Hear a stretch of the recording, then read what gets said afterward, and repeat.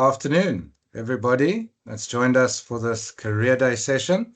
Most importantly, we're welcoming our special guests who are featuring and have taken up a slot at our Career Day.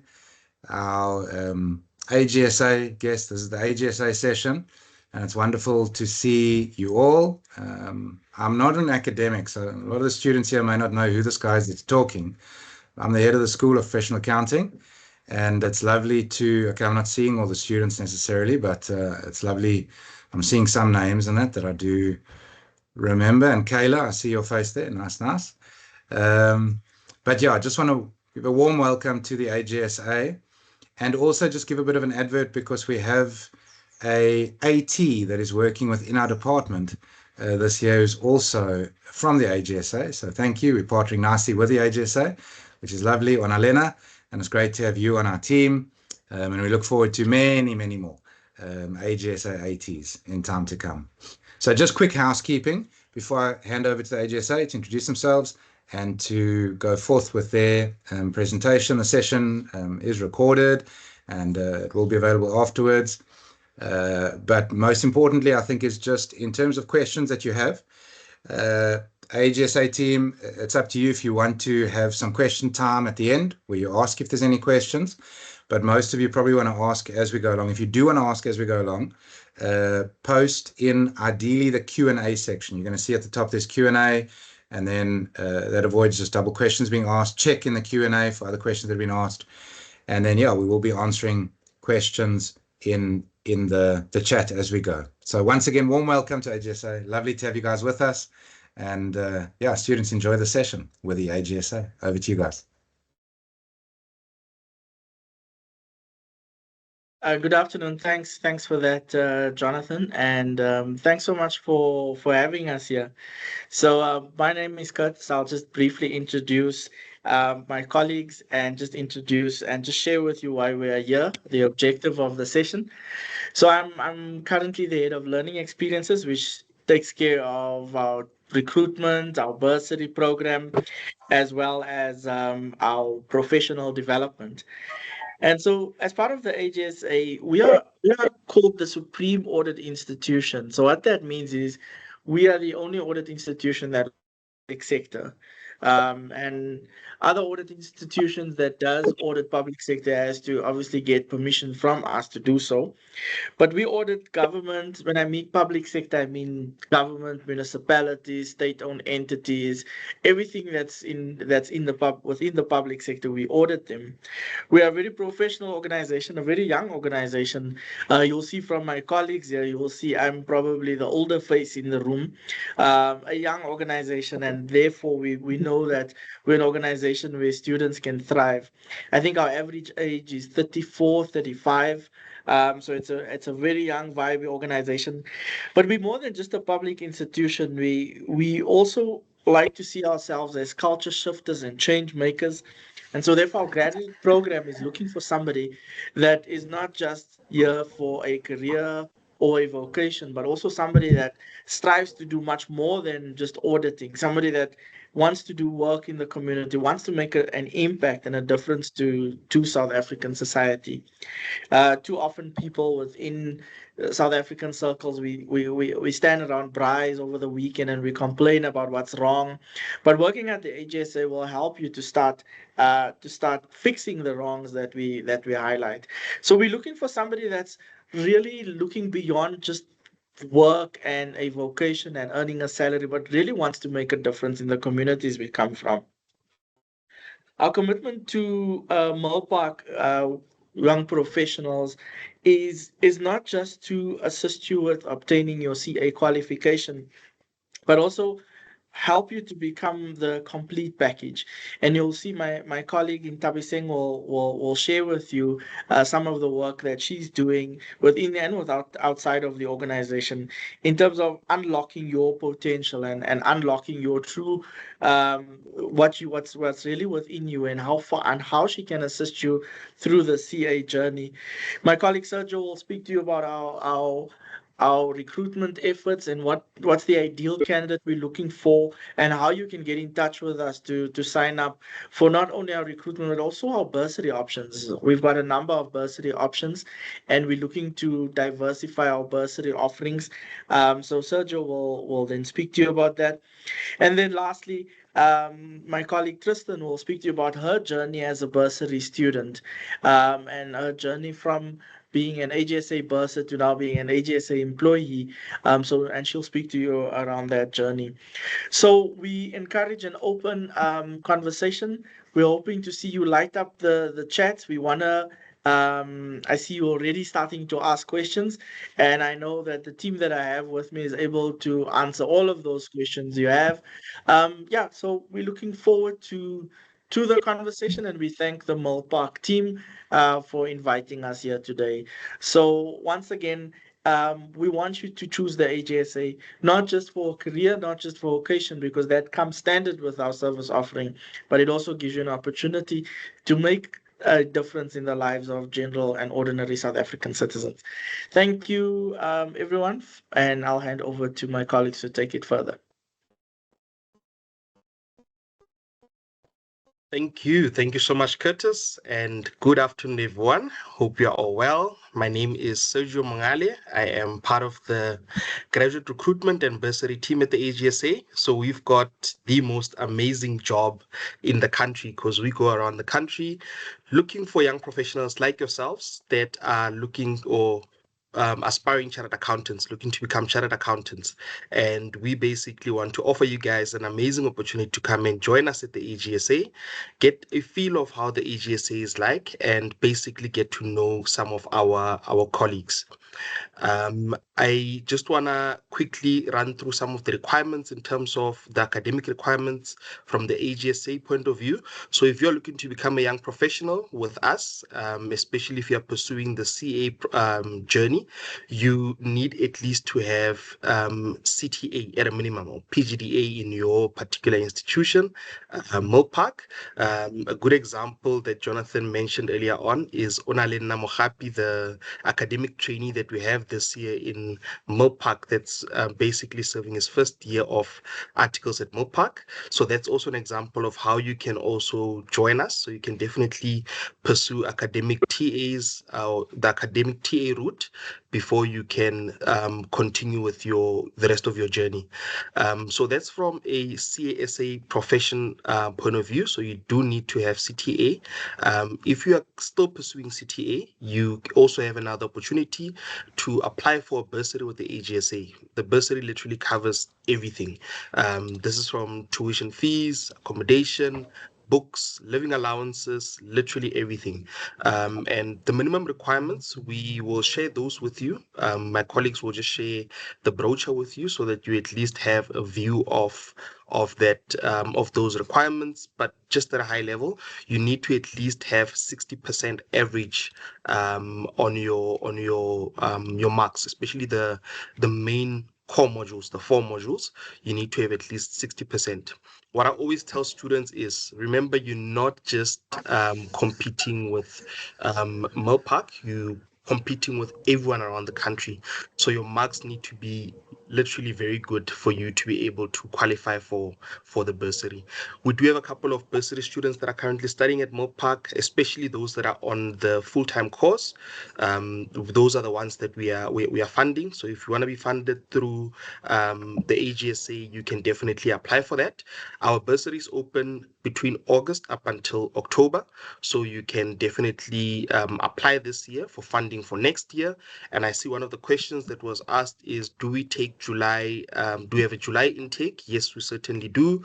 We actually have quite a few of our young professionals joining us either in July or in February of every year. So that's what we are basically offering. So there's a lot of exciting opportunities once you join the AGSA, not just audit. Yes, audit that is our main service line, but there are a lot of other opportunities that you get once you are within the AGSA. There's a data academy that you can join. There's the information system side that you can also explore. There's also specialized areas that we also offer opportunities in, but that can also be beyond your study or beyond your training program. Then you can also explore opportunities in that area. Sorry, I'm just getting feedback. I think some.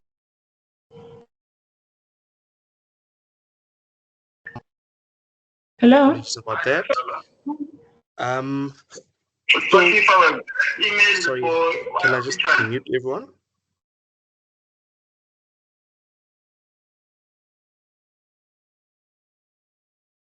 I've just muted everyone, Sergio, so unmute. Thank you so much, Jonathan. Thank you very much.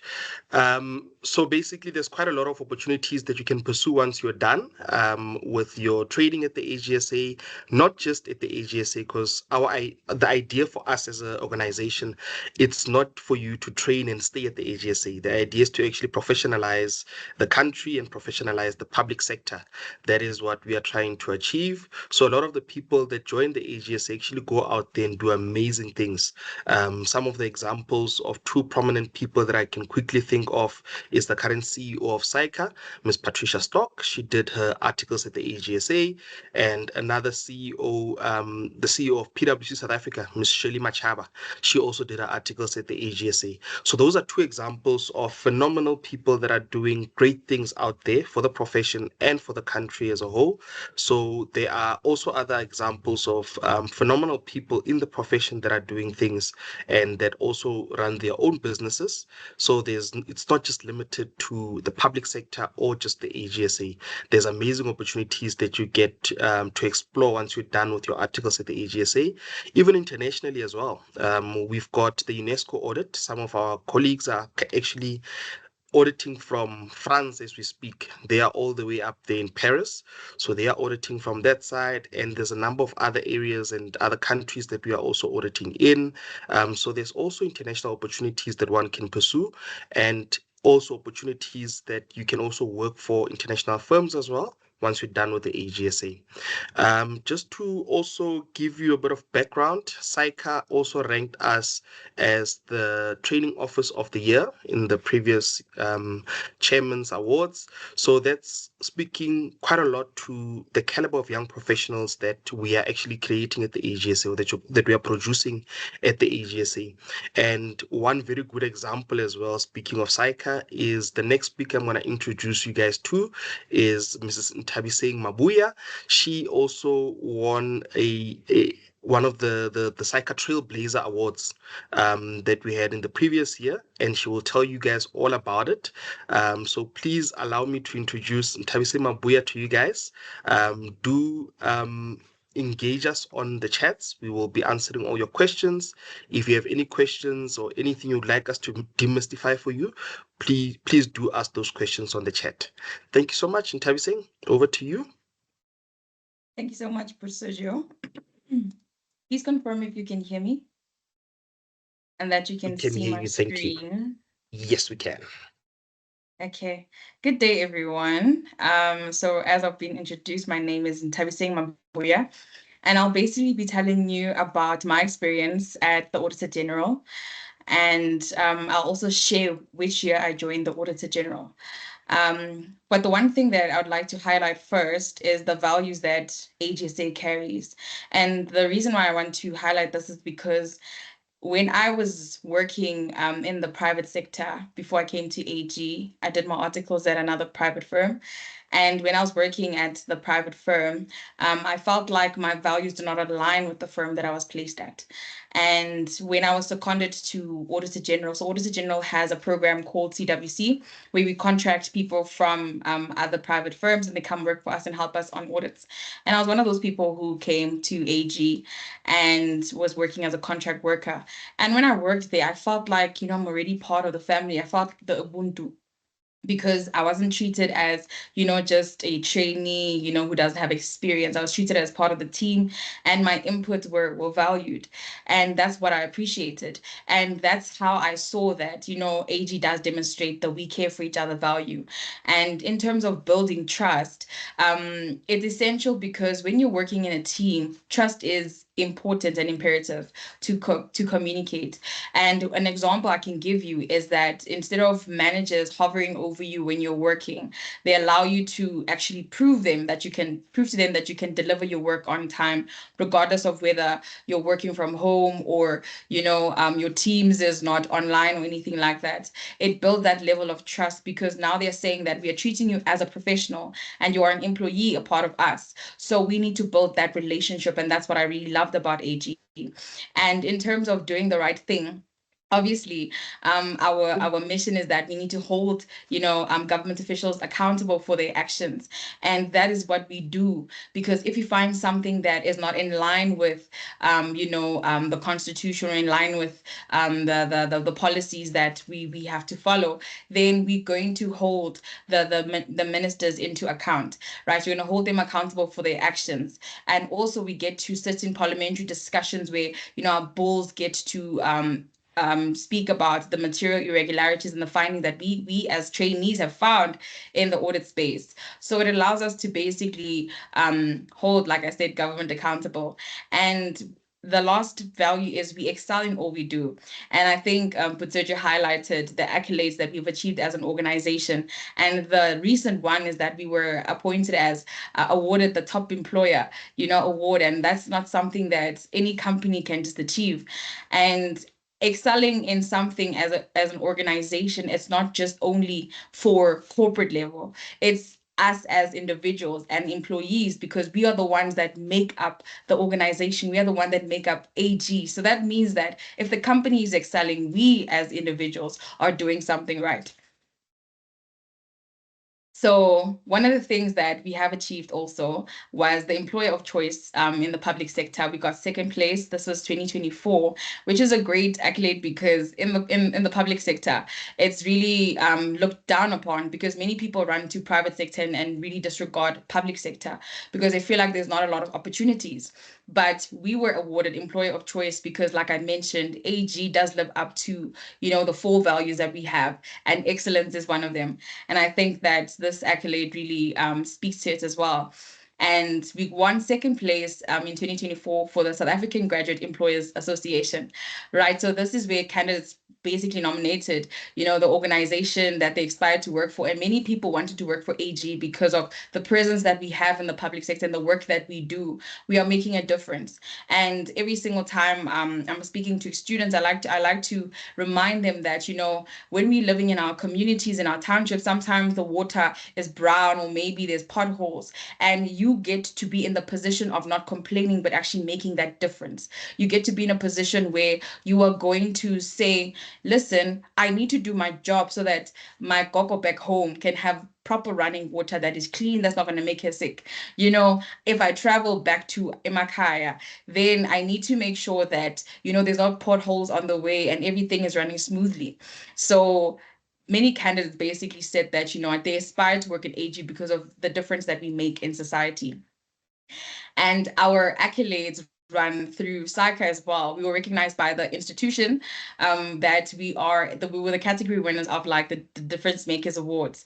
And this is very profound because not just everybody gets an accolade and an award from SAICA itself. So I think this is something that we pride ourselves as an organization that we have achieved by SAICA. And it was mentioned that the key people that were working at AG is Mama Patricia, as well as Mama Shelley, who is the PwC CEO. And other people, we have Mr. Bulelani, who was a 2022 top 35 under 35 finalist. And that's something that's not just achieved by anyone. Being top 35 CA in South Africa, that's a big achievement because that means the work that you're doing is impactful. And SAICA really runs with the theme of difference making. And that is what we produce at Auditor General. We don't say that you're just the CA, but you're CA with a purpose. And being at Auditor General cultivates your purpose, and it cultivates, your development as a person, but also it also cultivates your development in society and teaches you how to grow. So those are just a few examples. And I started working at Auditor General from 2023 until present. So I've only been at the firm for 2 years, 2.5, going for 2.5 years now. And in that space, I've grown so much because my passion was just youth empowerment. I love going to high schools. I love going to universities and actually telling my story and giving study tips on how to make it, in high school as well as make it in university. And I'm a mentor. I'm a matric mentor. I mentor CTA, IAC, as well as APC. So I always make sure that I interact with students so that, we can cross the finish line together because, the journey must end in CASA. So I try to push as many people as possible, to aspire to be CAs and believe that it is possible. Because sometimes when you come from underprivileged backgrounds, like, in the communities, you think that, you can't achieve anything. And you think that the possibilities are just limited. Meanwhile, the possibilities are endless. And when I go to high schools, I like targeting specifically underprivileged schools because some of us, we were raised by our gogos, and we can't expect our grands to know what the bursary opportunities they are out there, what employment opportunities are there, and what is happening in the corporate space. So what I do is I go to universities and I go to high schools and I bridge that gap, and I make sure that information is readily available so that they know what takes place in the corporate space. And when I was starting at Auditor General, I remember reaching out to the people portfolio and I said, listen, this is what I'm doing, and can you please just provide maybe a few bags or something. And they didn't even ask what my name is. They didn't want to know anything. They just said, how can we support you? And that's when I saw that they truly live up to that value of we care for each other. And when we say we care for each other, we don't care just for like the employees at AG, but we care about the community around us. And that's why we're able to do such impactful work. And in my tenure of being a chairperson of the Young Professionals Leadership Forum, it has also given me, the skill of leadership. It has given me the skill of management. And now I'm able to train other young professionals, be it with academics, your board courses, or be it how to actually thrive in the corporate space. Because as much as I was at AG for 2 years, I was able to create impact beyond just being a trainee. On paper, my job description is being an audit trainee. However, I have expanded my job description according to being a matric mentor, being an IAC mentor, an APC mentor, and also a trainer. When I was in my first year already at AG, because I had experience in the prior firm for 1 year, I had knowledge about something called an LOR system, right? I raised my hand and I said, listen, because I know what LORs are, let me help other trainees also claim the competencies that they need to sign off. So I raised my hand and I said, listen, let me host a webinar so that I can assist my colleagues because I can see that they're struggling. So every single time I raised my hand to help the next person. And that's how AG has made me grow, because as much as you raise your hand, you do get recognized for raising your hand, and you do get recognized for, just trying to groom other people. And when it comes to like the Trainee Trailblazer Awards, SAICA wants someone who is not just a trainee, but also a difference maker. And difference making is about creating an impact that is greater than yourself. I always tell people that when you are in a leadership position, you need to practice servant leadership, meaning that you are learning from other people instead of being a dictator. So you train people to be better than yourself, because when someone is better than you under your leadership, that means you're doing something right. So in my leadership capacity, I was able to actually, host pad drives and assist, having shoe drives for an orphanage and the high schools, right? We were able to champion that and work with the people portfolio as well.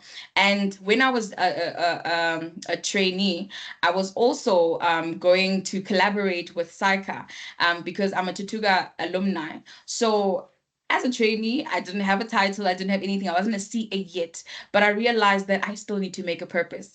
So I would reach out to UJ because that was my university. And I reached out to them and I said, listen, I want to be a mentor to the Tutuga students, the accounting students. And we basically created that relationship because I feel like as much as you can achieve so much, you should never forget where you come from. And that is the principle I always carry. That's why my motto is your success can be great, but it's of a greater magnitude when we're empowering people around you. Because what use is there having knowledge when you're not sharing it, right? Information is readily available. However, it's not consumed in the same way. So if you're gifted with that knowledge, you need to share it. And now that I'm a qualified CA in 2025, I was able to partner with SAICA to say that, listen, as much as SAICA is signing off people to be CAs, we need to get to the people who are actually studying. We need to go back to where it starts, which is university. So how can we create impact? How can we become more involved? And that's when SAICA allowed me to host a session with the UJ students, right? We're also trying to host sessions at all the universities in South Africa so that we can create that impact. And in this role, I made sure that I'm not focusing only on myself. It's not about the glory, but it's about, making that difference in somebody else's life. Sometimes when I give talks, the one thing that students always tell me is that, what, never stop sharing your story because it gives us hope. Because as much as I failed trials and tribulations in my life, I didn't give up. And it's the reason why I'm able to be a CA today. So whenever you get the chance, you also need to create an impact. And yes, you're going to be a trainee. Yes, you're going to be a CA, but you're going to be surprised in your organization. You're surrounded by people who are still CAs, who are still trainees. What makes you different? You need to ask yourself what makes you different. And that's the thing that drives me.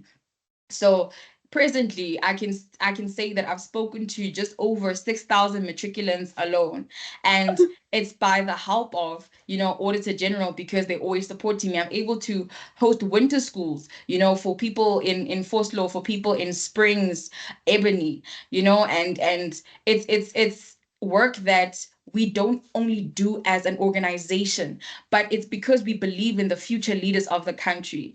And I feel like we often take for granted that the young generation are going to be our leaders. So what we do as AG, we cultivate young talent because we see the potential in you. To us, you're not just a statistic. You are an investment. And we don't really treat you like someone we just say, we recruited 50 people. It's not about that. We invest in you so that you can grow and become better leaders. We invest in you so that you can become the next Patricia Stock and be a CEO of some company. And that is why I love working for Auditor General. And in the things I was doing, I was able to be awarded the Resilience Award by SAICA. So being recognized as one of the top 10 trainees in South Africa last year and being given that award by SAICA, which is external from Auditor General, was really a humbling experience, because I was the first person to achieve this at Auditor General, but not only Auditor General, but also in the public sector, because like I mentioned, people often think that in the public sector, there's no exposure. In the public sector, there's no opportunities. But I was able to break that stereotype and to be like, in the public sector, we also can achieve great things. And in the public sector, we are just the same. And what I realized is that it doesn't matter where you do your training, right? It's about how you create impact. So whatever company you are going to select, you need to make sure that it aligns with your purpose and it aligns with your vision. And you need to be in a space where you're going to be developed not only as a professional, but developed so that you are able to excel in any environment you're placed in. And I believe that being at Auditor General has helped me be on other platforms and work with other institutions, right? Because now, currently as I'm at AG, I'm being approached to collaborate with many other organizations and institutions because of the work that they see me doing as an AGSA brand ambassador, and also just a person who was just a trainee, right? Some people always often tell me that, oh, we thought you were already a CA and we didn't know that you're just a trainee. And I'm just like, it doesn't matter what title you hold, it's about the work that you're doing, right? If you're passionate about something, then you need to run with it. You need to work for a company that's going to align with your visions and back up, your potential. Because if they see potential in you, then they're able to support you. And that's why for me, Auditor General is home, because that's the love that I felt. And one of the AGSA clients that we work with are your Transnet, your SARS. Obviously we're going to audit the government institutions. So your departments, your municipalities, and your public entities. So these are the main ones that we have. There's still more others. So yeah, that we also audit SAA and IRBA. So these are the clients that we have.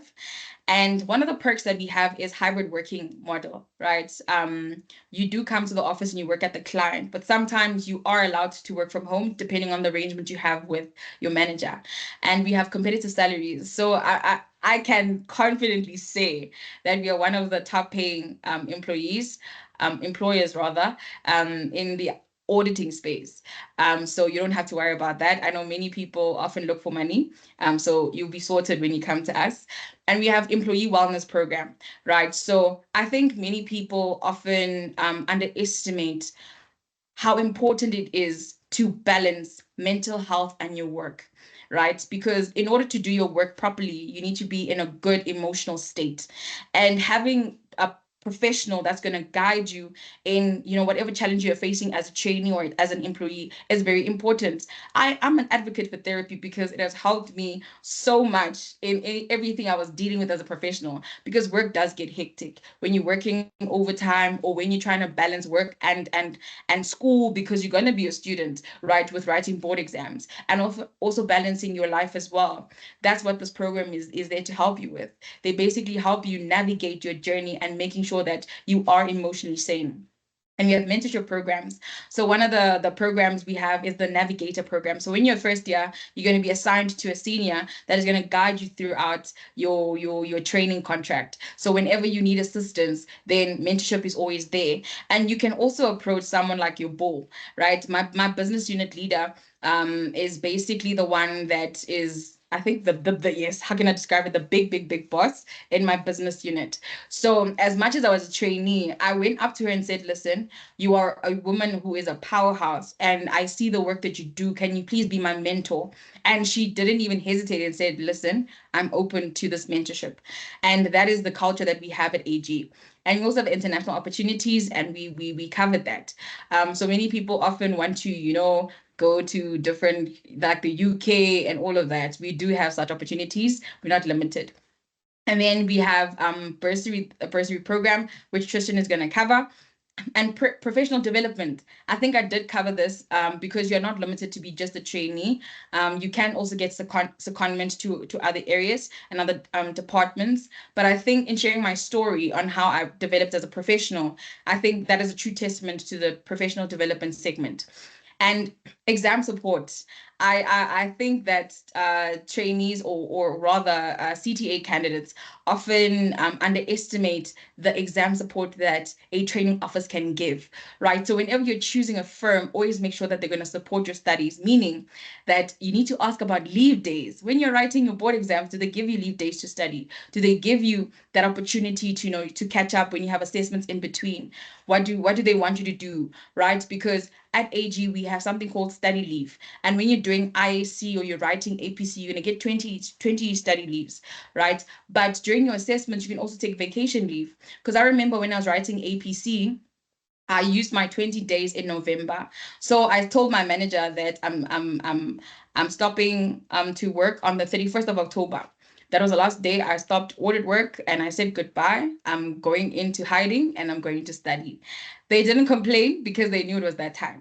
So I had the whole November off just to study, because APC is so critical and it takes so much toll on you that for the 4 weeks, one of the weeks I used just for mental health, taking myself out, going to a park, just to regather my thoughts, or watching a movie, just relaxing, because you come from the audit space and now you go straight into APC mode, like you need a break. So I was able to take that. And you do get funding when it comes to your board courses and when it comes to your CTA, but then now we also have a policy. So when it comes to financial support, we do have a policy for bursary and loan. And when you're studying like ISC and APC, obviously you're going to be funded 100% on the first attempts and so forth. So it goes on a sliding scale according to the number of attempts you have. But once you join us, then we'll let you know about all of that. And we also have medical aid, life cover, and funeral cover. So those of you who have families and those of you who plan on starting families, you will be well covered with regards to that. So that is the end of my presentation. And I will just hand over to Tristan to just take us through the bursary program. Over to you, Tristan.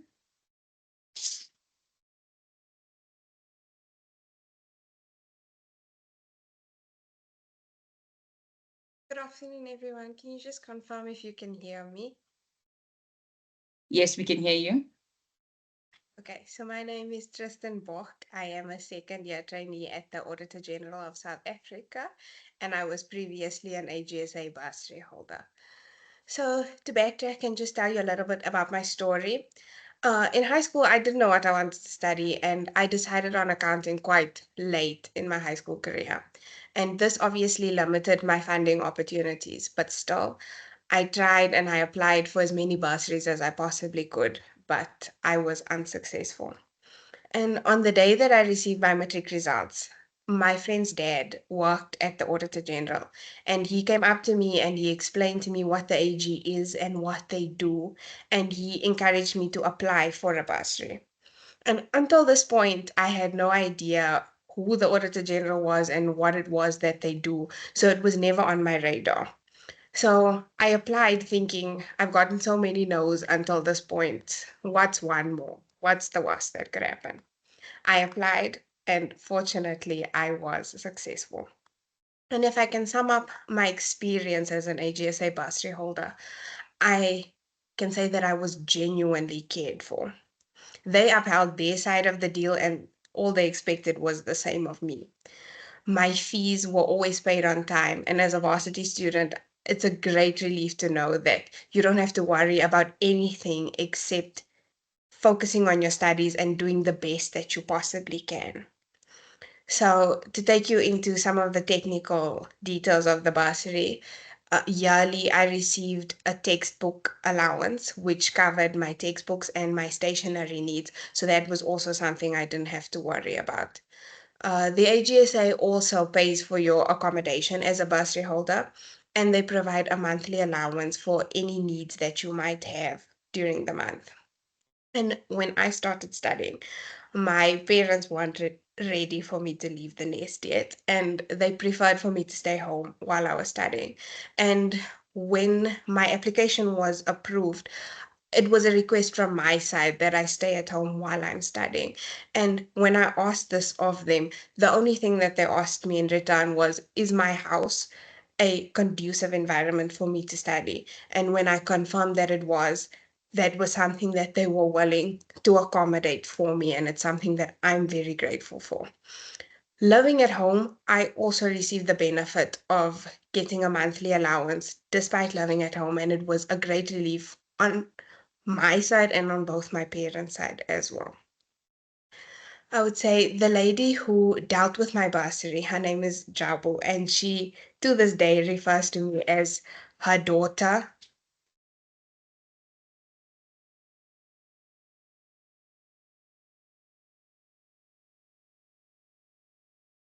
I'm so sorry about that. To backtrack, the lady who dealt with my bursary, Jabu, she still to this day refers to me as her daughter, and I call her my mom because that was genuinely the relationship that her and I had. She would regularly call me or text me just to find out how I'm doing, how my studies are going. Um, I studied at the University of Pretoria, and it was quite close to the AG's head office. And regularly, Jabu would call me into the office and she would give me a goodie bag and we would just sit and she would chat with me. The goodie bag would have snacks and it would have AGSA branded items like a pen and a water bottle to take to class and a bag for me to put my books in. And it genuinely just made me feel like I was more than just a number because the check-ins wasn't only around exam times or when they expected my results or towards the end of the semester, but it was regularly throughout the year. And it was something that I genuinely, and to this day, I'm so grateful for. Okay. And then I studied during COVID, which wasn't easy. I struggled with being alone and not being able to speak to the lecturers or other students to hear how they were doing.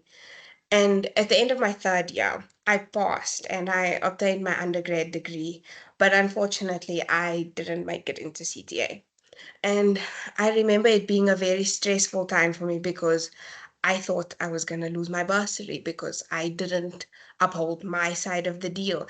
And there was a lot of thoughts in my head like, do I now have to find a job to pay for my studies and study at the same time? How am I going to balance the two? Because being the eldest sibling and having quite a few younger siblings, I never wanted to be a burden for my parents. I never wanted to rely on them. I never wanted, as much as they are my parents, I just felt that I wanted the attention to be on my younger siblings.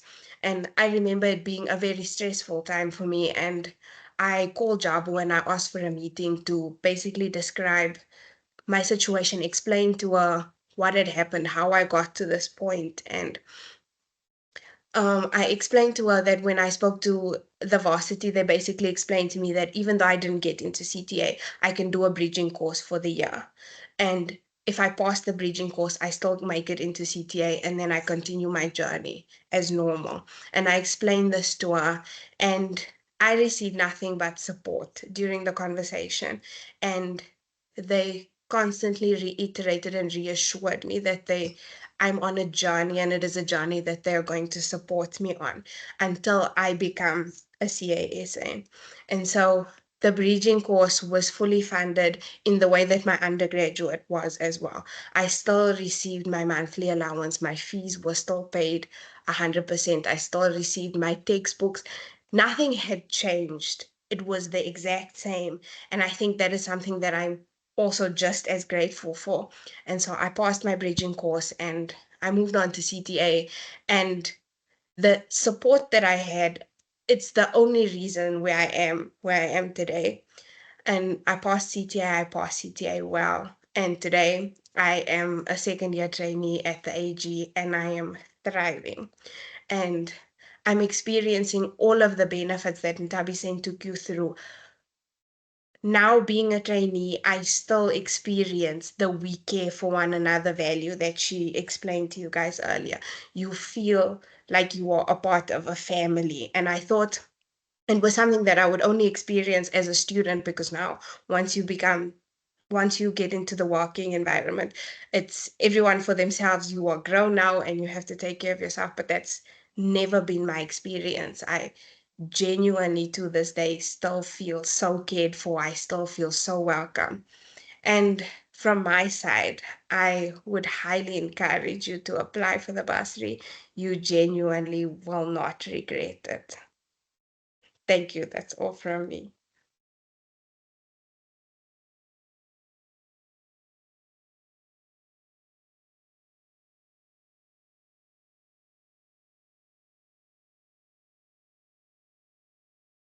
Thanks, Tristan. And thank you, AGSA. I'm not sure if that's your last presenter or is there anybody else? I know there's plenty questions in the chat and I ran out of ability and energy at the end of the Friday afternoon, I think, to move them to the Q&A, but there's some in the Q&A, there's some in the chat. Yeah, AGSA guys, from Sergio through to Tristan now. Is there anything else you guys want to say? Or anybody else that'll be presenting? Thank you very much, Jonathan. I think I just want to respond to a couple of questions. Maybe you can also help me navigate through those questions. Sure. I see one from Bianca. I think she's asking how easy or challenging is it to move from private sector auditing finance or to move to private sector. So Bianca, we've got quite a very amazing relationship with the private sector. Even the private sector firms, some of them do work for us on our behalf, or they do work with us as part of the audit teams that we have. So the relationship between AGSA and the private sector is quite amazing. It's quite unique because there's always a opportunity for cross-pollination of skills, and we leverage off each other. So moving between public sector and the private sector isn't difficult at all. In fact, we've got quite a lot of our people that are moving from us to the private sector. Some of them even audit some of our auditees. If I can use Eskom as an example, there's a firm with a green dot. I don't want to mention their name. They auditing that particular institution with us. So they can't audit Eskom without us because that's our client primarily. And there's a lot of other examples of a similar nature. Some institutions, for instance, prepare financial statements for the municipalities and we audit them. So there's always a good opportunity for you to also explore that. So it's not going to be a train smash at all for you to move around. Like I also indicated earlier on, we do have people that trained at the AGSA and are now in the private sector. And yeah, so they're also doing phenomenal things. I always make the example that my own wife that I married trained at the AGSA, and now she's at the firm of the Green Dot. So yeah, so it's definitely not difficult at all. That's great, Sergio. I think it's probably a question that's twofold. There's two segments to it. One is moving from AGSA, staying in audit and going to an audit firm, or actually going into commerce and industry and transitioning from the public sector to commerce and industry thereafter. I don't know if you've got anything to comment on that. But I don't see it as a limitation. I mean, for me, articles is experience, and it's about building up the resilience and the skills and all that you need to be the CA going forward.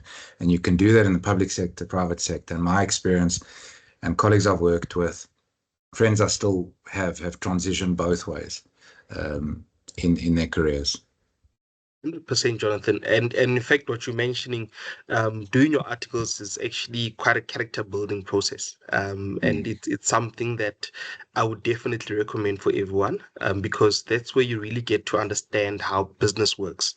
That's how you get to understand the environment that some of the auditees or the institutions that you've always known about, how they're operating and where they're operating in. So it also opens you up to a lot of business opportunities. Like you're saying, if you want to venture into maybe trade, or if you want to go open up your own businesses, for instance, that's also something that it also gives you quite a lot of opportunities and opens you up for a lot of those exciting opportunities that are out there. Yeah, even if you have your own business one day, the reality is often in the private sector, you deal with the public sector as a service provider. You provide a service to them. You know, so I've got a lot of friends of mine, those that own business, even that aren't CAs, that are doing business with the public sector. And if you understand the public sector, you're able to be a more successful private sector businessman, possibly as well, having come through that route. Yeah. 100%. And I think that's what most people actually don't understand. Maybe the work that we are doing, for example, we need to ensure that we actually lay the foundation or the ground and make sure that private sector businesses can actually thrive. So the work that we are doing as auditors in the public sector is so important, because without us ensuring that, you know, all the laws and the regulations are being followed, everything else is happening that's supposed to be happening, it's not going to allow the private businesses to thrive. So it's definitely something that one should really be aware of. Yeah, it's a good discussion. I think that's really useful, because a lot of students are in a sense wary of it, but you're kind of wary because you don't understand or know something that you haven't had experience necessarily with, and to have this discussion is very, very useful. There's questions on the bursary. I mean, maybe just spend some time. There are a lot of questions around, do you need to pay the bursary back? And is it for undergrad as well as postgrad, or is it only for CTA? Do you look at the 6% requirement based on undergrad? Do you need to maintain it through PhDA, which I myself would say that's pretty difficult to maintain through PhDA. We know how tough PhDA is, but maybe just color in a little bit more on the bursary. Thank you so much, Jonathan. So on the bursary, you need 60%. I was actually making the example of 60% on that based on the assumption that probably majority of the people on the call are maybe doing their final year of undergrad. So it all depends which level you're in. You basically get to apply from first year up until you get to PGDA. So the minimum requirement for a first year, for instance, for you to have a 60% in financial accounting. For second years, financial accounting and management accounting. But it also means that your other modules should also have pretty good averages so that you can at least stand a chance to be considered for the bursary. And then in your third year, obviously, there's also that 60% for all the 4 modules. So that is sort of like the where we are standing in terms of a requirement point of view. And then how it works is that you basically pay back the bursary in service. So you're gonna basically work for the amount of years that you were funded for. So if it was for 3 years or for 4 years, you then get to work back for the 3-year article period that you were there. It doesn't affect your salary at any point. You're literally going to be earning the same as everyone else. Everything else is going to be normal, so you don't have to worry about that part. It's just basically our way of giving back to South Africa, to the profession, and getting more people over the line to become chartered accountants. And I know I just touched on the salary, and I realized how many hands went off. People were clapping and sending hearts when Ntabiseng mentioned salary. It's one of those talking points that a lot of young professionals want to know about. When it comes to the salary, we've got a qualification-based salary system at the AGSA. So once you come in with your CTA or your PGDA, you're gonna earn X amount. Once you pass your IAC at the beginning of the year, you also get another salary increment. You become a second year, you get your salary increment again. So every time you pass a level, you get a salary increment. So in a 3-year period that you're going to be working at the AGSA, your salary literally changes between 3 to 4 times. And once you get signed off, it also then changes again. So those are some of the benefits that we have. You've also got an amazing medical aid benefit that we are giving the young professionals because their well-being is so important to us. We want our young professionals to thrive in the workplace.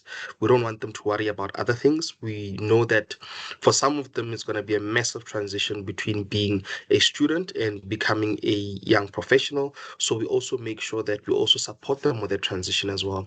There's a mentorship program that we also offer. So there's a lot of opportunities and support that we give to our young professionals. And the ones that are on the bursary already get majority of those those benefits. For example, the support from a mental point of view, if you're looking to maybe get some form of assistance from a psychologist or any form of help that you might need while you're on the bursary program as well. That's great. Even us on our academic program, we know that the students need it. It's not only in articles, it starts, as students as well. It's not only the academic journey, it's the academic knowledge that a student gains, but it's what they need to go through on that journey into articles. The start, you said, is, I'm just clarifying a few things. The start, you need to have your CTA in order to do articles.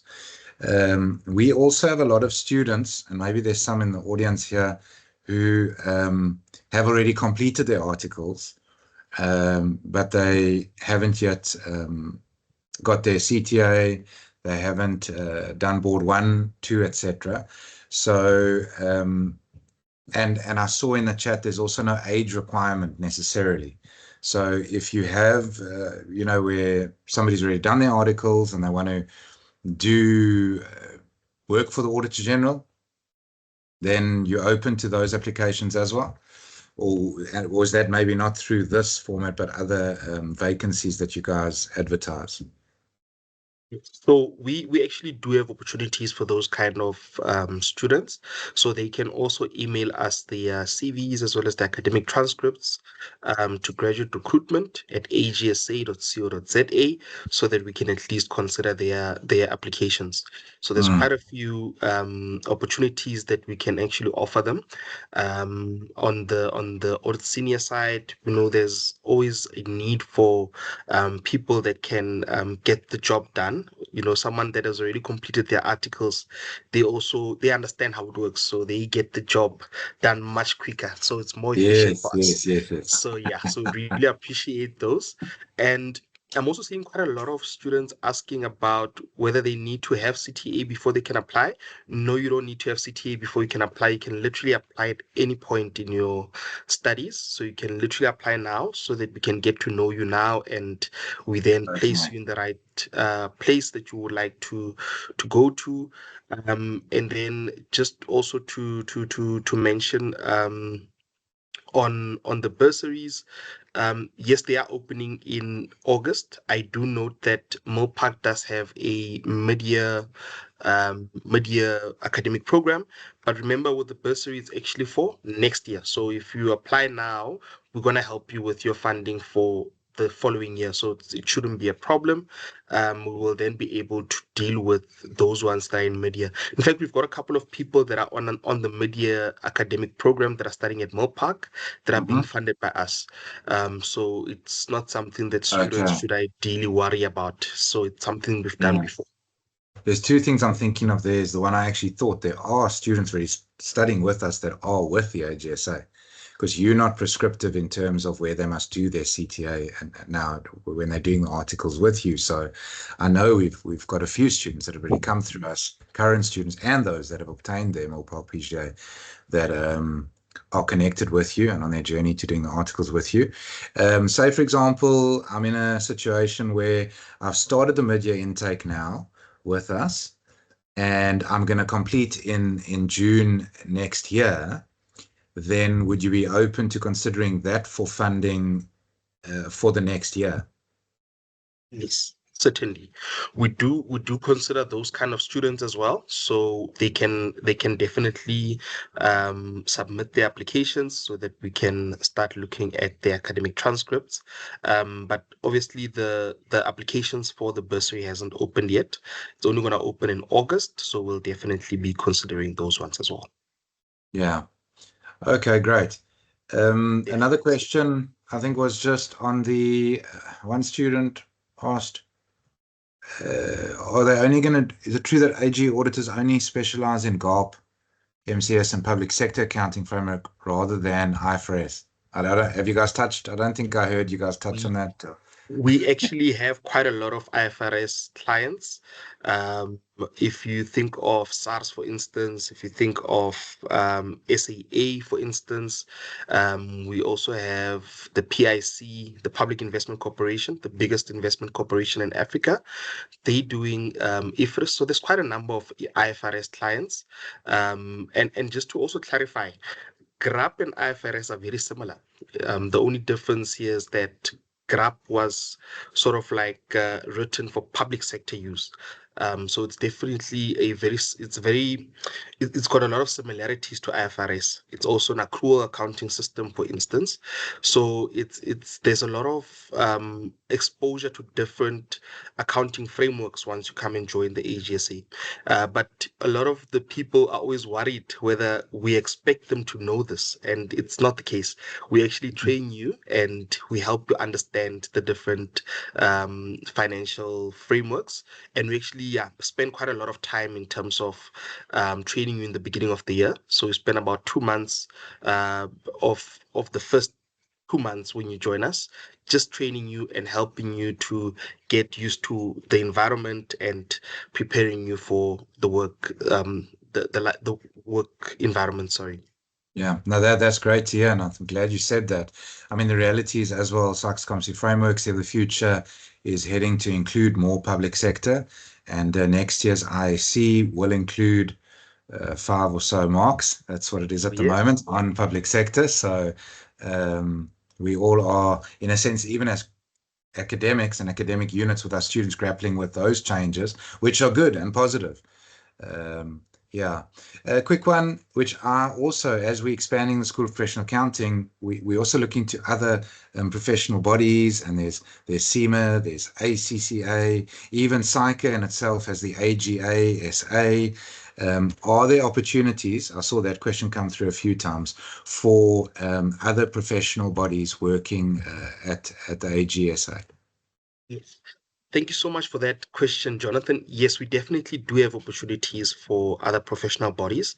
Over and above the ones that you've mentioned, we've also got SAIGA, that's the one for Yes. government auditors. So there's quite a lot of opportunities.